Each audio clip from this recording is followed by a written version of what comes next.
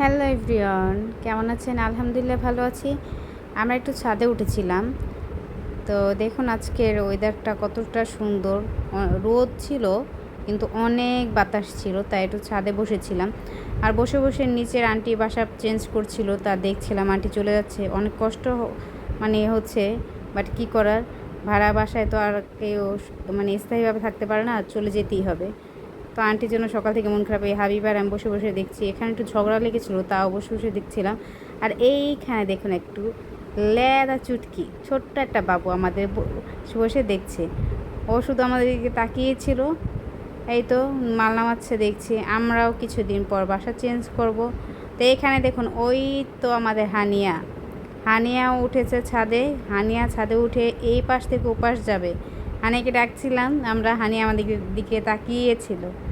হানিয়াকে এত কিউট লাগছিল, মাশাল্লাহ।